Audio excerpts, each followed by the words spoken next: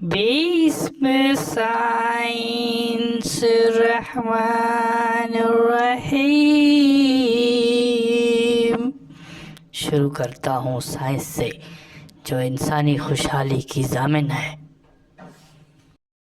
قدرتی صلاحیت نے انسان کو پڑھنا سکھایا، ارتقاء سے انسان بنا، پھر انسان نے بولنا سیکھا۔ کائنات کے تمام اجزاء طبیعت کے قوانین کے مطابق کام کرتے ہیں۔ ستارے اور درخت کو آج تک کسی نے سجدہ کرتے نہیں دیکھا۔ آسمان خلا کو کہتے ہیں، وہ کوئی ٹھوس مادہ نہیں، سارا نظام ایک توازن سے اپنی منزل کی جانب چل رہا ہے۔ انسان نے اس پر غور کر کے سمجھا ہے، انصاف اور برابری رکھنا انسانی خوشحالی کی ضامن ہے۔ زمین کسی سطح کی طرح بچھی ہوئی نہیں بلکہ گول ہے۔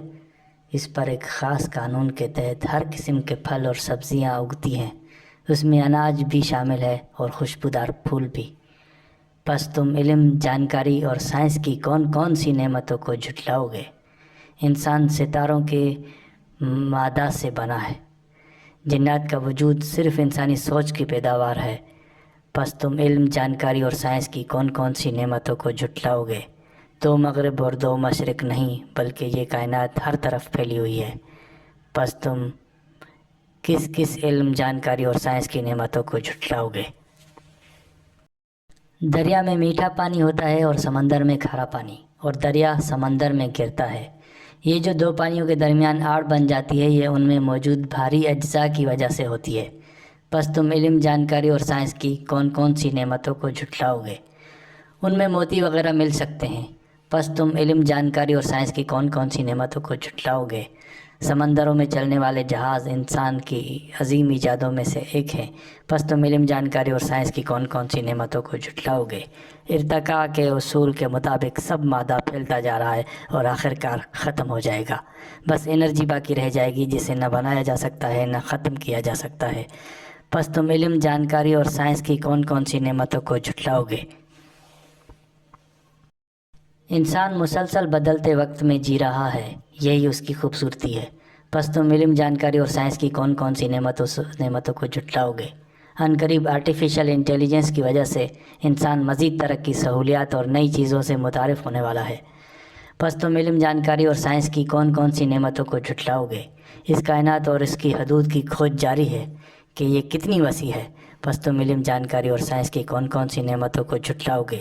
دوزخ، جنت انسانی سوچ کی پیداوار ہے جن کا تعلق انسانی احساسات کے ساتھ ہے۔ پس تم علم، جانکاری اور سائنس کی کون کون سی نعمتوں کو جھٹلاؤ گے؟ آسمان خلا کو کہتے ہیں، یہ کوئی ٹھوس چیز نہیں کہ پھٹے یا ٹوٹے۔ پس تم علم، جانکاری اور سائنس کی کون کون سی نعمتوں کو جھٹلاؤ گے؟ موت کے بعد کیا ہوتا ہے اس کا دنیا کے کسی انسان کو تجربہ نہیں ہوا، شاید چند کو، جسے ثابت کرنا ناممکن ہے۔ پس تم علم، جانکاری اور سائنس کی کون کون سی نعمتوں کو جھٹلاؤ گے؟ انسان جو کچھ کرتا ہے اس کا نتیجہ نکلنا ناگزیر ہے۔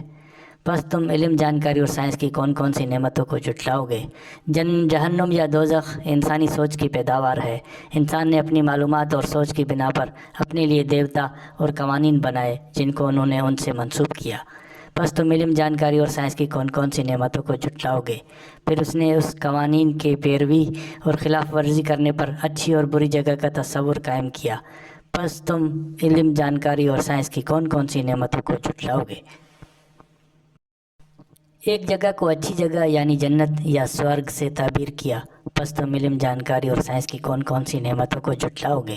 اور دوسری جگہ کو بری جگہ یعنی دوزخ یا نرک سے تعبیر کیا۔ پس تم علم، جانکاری اور سائنس کی کون کون سی نعمتوں کو جھٹلاؤ گے؟ دوزخ یا نرک کے تصور کے مطابق اس میں آگ جلے گی۔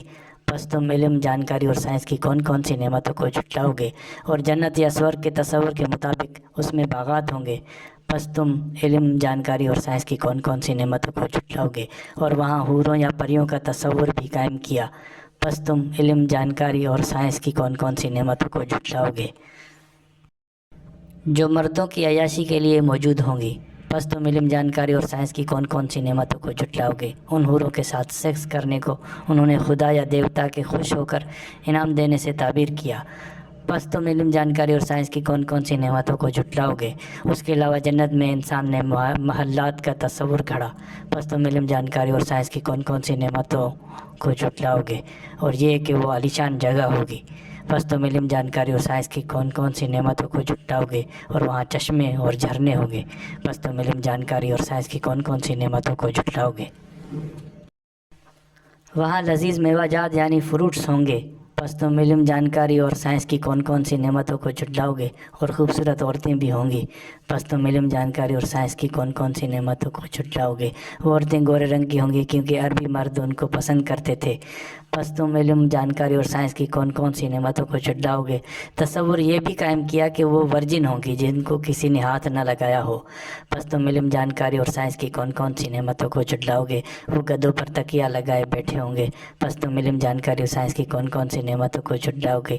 یہ تو ہو چکی ہیں ان کی پرانی باتیں اور تصورات، بعد میں جن سے یہ عربی انسان ان تصورات سے نکل کر اس کی حقیقت جان چکا ہے، بس تم علم جانکاری اور سائنس کی کون کون سی نعمتوں کو جھٹلاؤ گے؟